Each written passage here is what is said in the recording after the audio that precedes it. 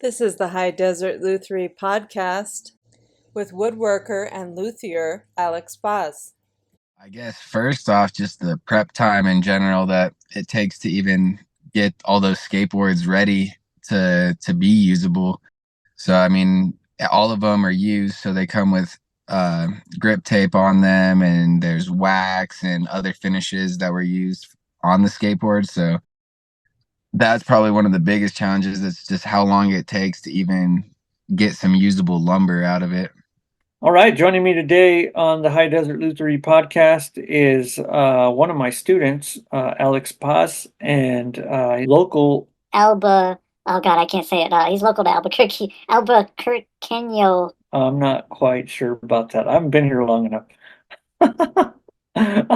We talk about his love for skateboarding and how that's influenced his adventure into luthiery. This is a short episode, and Alex has only been he only just started building his first guitars, it seems like maybe a year ago, I think he says in the interview. It's interesting. It's the approach from a woodworker's side where he's not looking at like a musician would, where, I need a different tool. I need this style of guitar to meet this need, this studio need, this tonal need. He just looked at it as a challenge, being a guitar player and into guitars, and went about gluing up a bunch of skateboards. It's a short and sweet episode, and I hope you enjoy it. All right, welcome to another episode of the High Desert Luthiery podcast. I'm Perry from Unga Guitars, and also the creator of the High Desert Luthiery Invitational, or HDLI as we're calling it now. This show will happen twice a year in celebration of luthiers, luthier adjacent creators, musicians, and the art that comes from combining these things. The HDLI is a unique event that encourages actual support in the music community by providing free booths to the vendors and free admission to the public. The event includes musicians and vendors that are curated by me to create a cohesive, organized event. The HDLI encourages community and collaboration amongst the artists.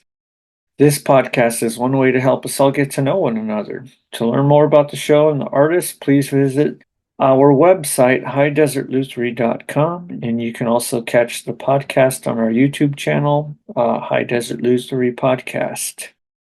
And hopefully soon we'll be up on all the other platforms.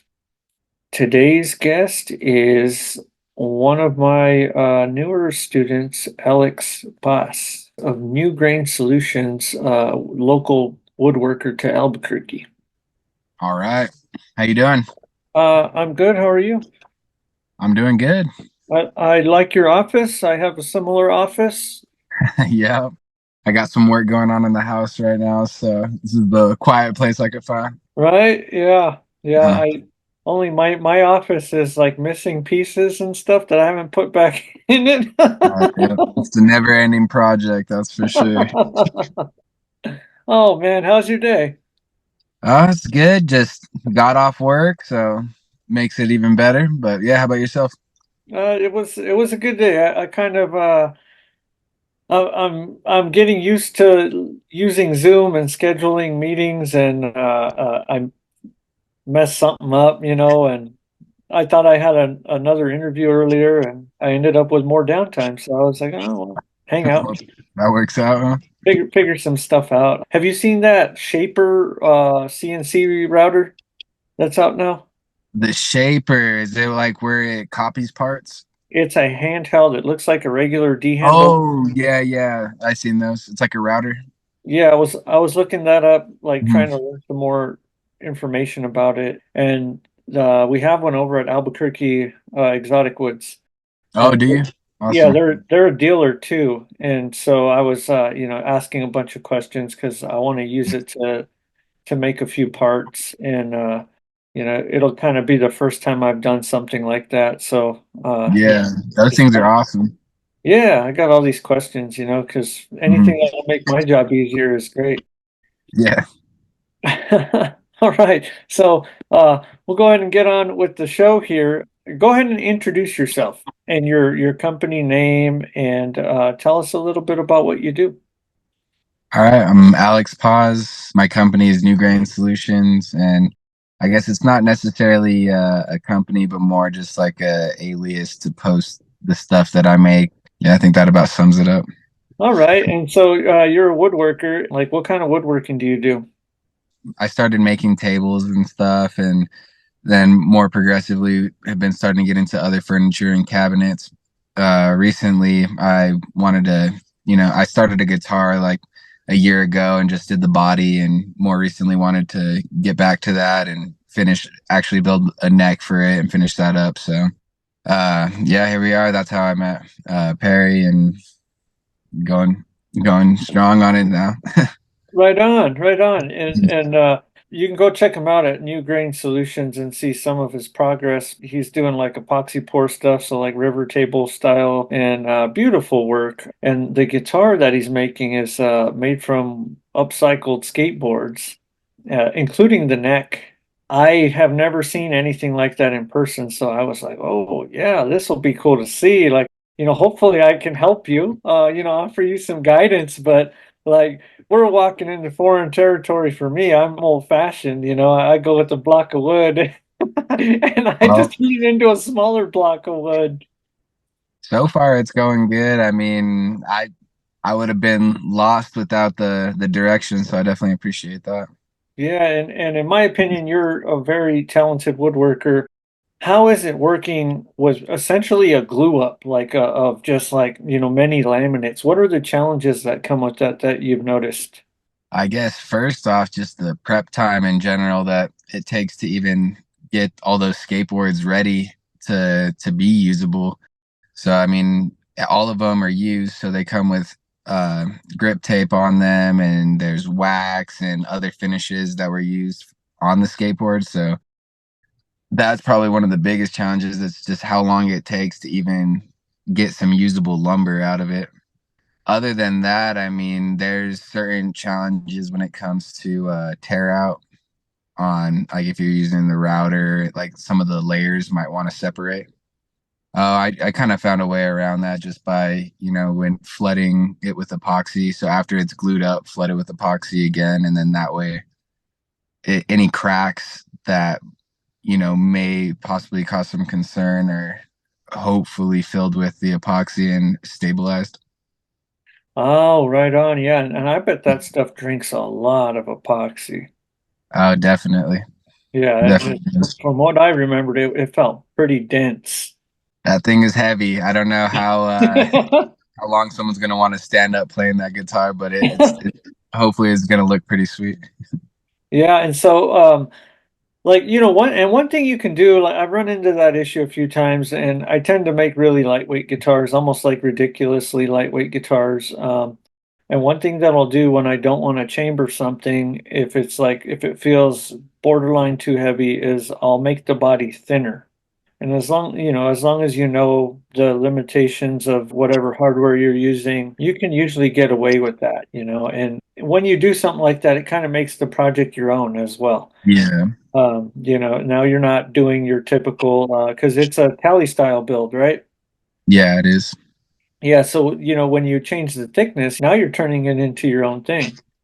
And so like that's one solution I found. I think the biggest thing to pay attention to if you do decide to do that would be the electronics cavity. Make sure that if you're shaving off of the back, that you don't go so far that you end up going through to the electronics cavity and Yeah, I mean, a solution to that would be just to make a cover for the back, and you might have a plate on the front and a plate on the back, but.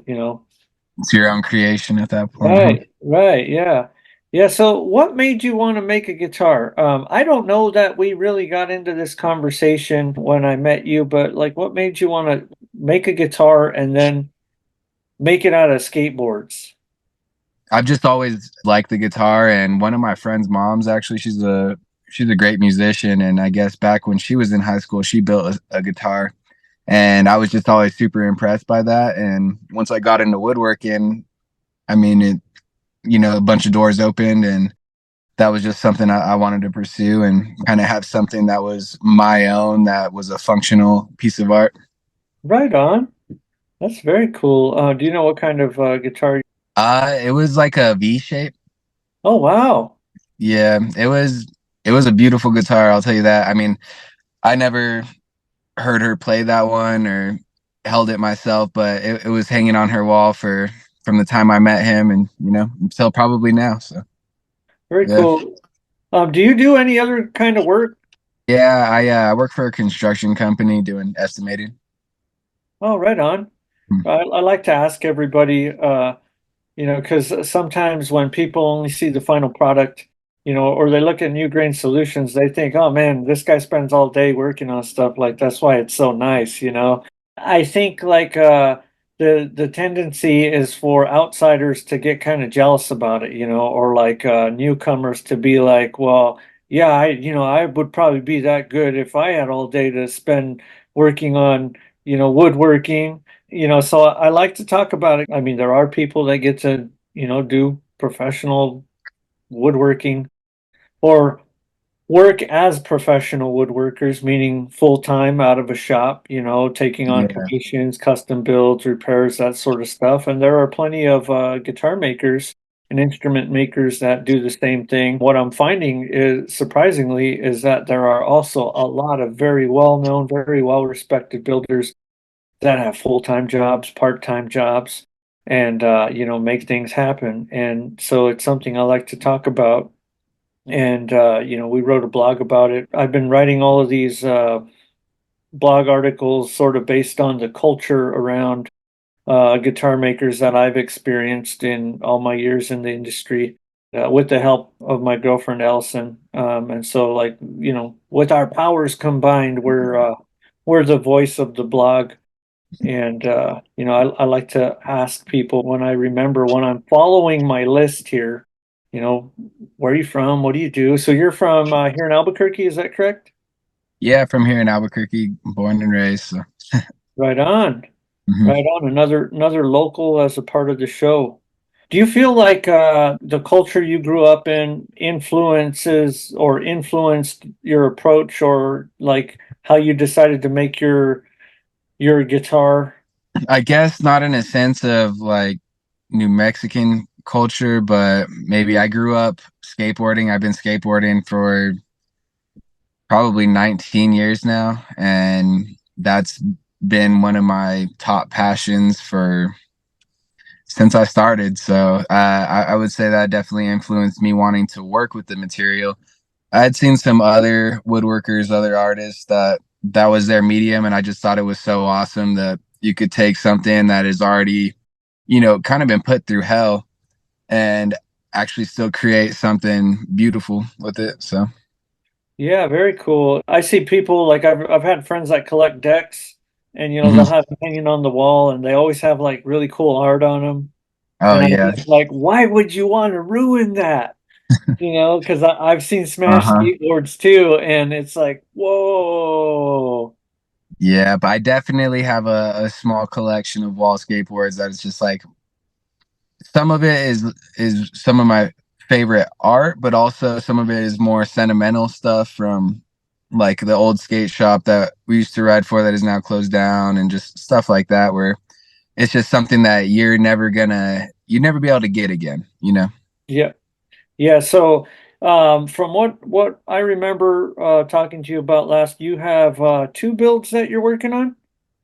Yeah, I currently have two. I'm kind of trying to do one at a time though right now, and we kind of got ahead of ourselves a little bit on doing two. Although I'm stoked on the progress on starting the other one, but I would really like to see myself at least finish the one first, and hopefully if I have any mistakes on that one, I can correct it on the next one and progressively get better. Yeah, that's a great point you bring up, and one of the things that, or one of the teaching tools that I suggest to people, and I call it a tool because it's really, I mean, you can look at it as a practice. I call it a tool, and it's like punches and bunches. If you can build in bunches or batches, even, Mhm. three, five.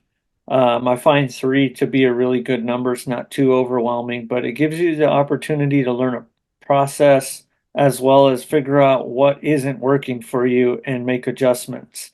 And so Yeah. by the time you make it to the third one, you might have figured something out. And, just sharing from personal experience, I still figure stuff out. Like while I'm working on little, batches of guitars, like I'll be on the second or third neck and be like, oh, there's a better way to do it. Yeah. Oh, I wonder why I didn't do it like that in the first place. Hmm. Or it might even be like a design thing where I kind of draw everything out first on a neck blank, let's say. And by the time I get to the third one, I will have realized that, oh, what if I do it this way? Oh, cool. Yeah. Um, New ideas come to life. yeah, yeah, and I'm just going to be excited to see, even if you just get the one done, like that's going to be way more than enough. I've never seen one of these glue ups together and in person. Like to me, it's just it's such a brave move. Like everyone just kind of sticks to the rules, right? Like you want to make a Telecaster, we're going to use alder, we're going to use maple, and Bob's your uncle, and and here you are. Were all those skateboards yours? They weren't personal ones that I skated. One of my buddies owns the skate shop here in town, Filter, and so they hook it up with a lot of used decks. Anytime somebody switches out a board, they put it in a stack, and I go up around periodically and pick them up. So it's a whole lot better than them going in the trash. I'm sure maybe one or two of them are mine in there, but Right on. And what is the other build made out of? the other build is it's actually going to be out of the body's cottonwood burl. It's a solid body, and then the neck is out of mahogany, and then the fretboard. I guess I haven't decided if I was gonna use that wenge, or I guess I'm spacing what the other Yeah, fretboard I had I was. can't recall what it was either. Mhm. But did that cottonwood burl? Did you do any epoxy work on that? There was some voids in it that I just filled up, but I wanted to keep that one minimal on the epoxy, and actually I want to not necessarily move away from the epoxy side of things, but I would like to do a little more straight woodworking. And I mean, the epoxy stuff is really awesome and cool. I like it a lot, but I think there's a lot of other skills to be learned with just going pure woodworking. So Yeah, and you mentioned that you've been fortunate enough to come up on some really cool pieces of wood at job sites and stuff. Do you have any favorite materials that you like to work with on any of your projects? I haven't got to use too many different types of wood, but I'm really a fan of walnut. I know that's probably a pretty common one, but I just I love the way it looks, and I don't know, especially paired with skateboards. It to me, it's a really nice combination. Yeah, I love the smell of walnut. It's got like that lime rind smell to it, and it makes the shop like it makes me want to be in there more. And I Yeah, love walnut.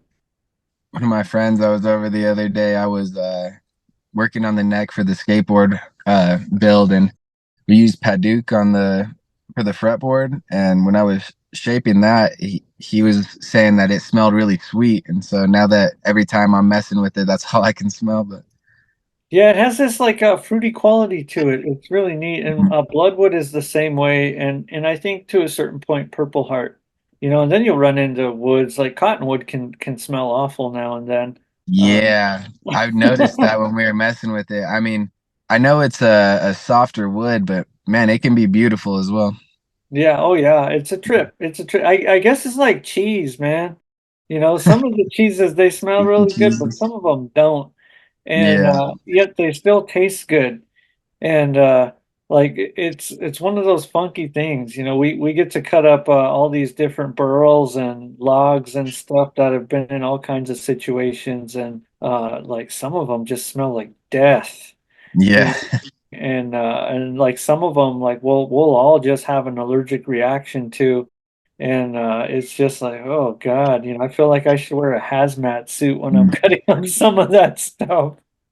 I've definitely had a allergic reaction to some cedar before. Oh wow. Whatever it was, I guess I wasn't wearing a dust mask when we were planing it, and I didn't have any dust collection hooked up. And yeah, my throat was I felt sick afterwards, but Oh man, no fun. So you're a brand new luthier, and we have quite a few brand new luthiers in this show.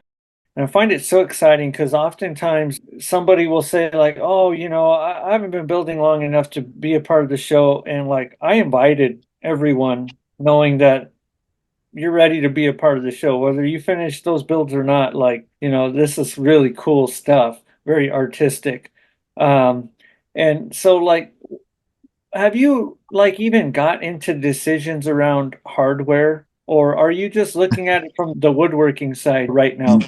I haven't even taken a look at any type of hardware. I've kind of just been going one step at a time. And I mean, lately it's been pretty busy for me, and I've only been able to get to it here and there. But I mean, the progress excites me. And as I get closer to something that's resembling something more finished, then maybe I'll have better idea of what I want to go in the guitar. Okay, cool. Yeah, and if I have some spare parts that I know will fit in what you're doing, I will definitely pass them on. Um, Appreciate that. and if you have any questions about, picking anything, definitely, hit me up, shoot me a text. Where do you see yourself as a woodworker in 2 years? Like, do you see yourself, possibly doing more guitar work? What are your ideas about that? Have you thought about that at all?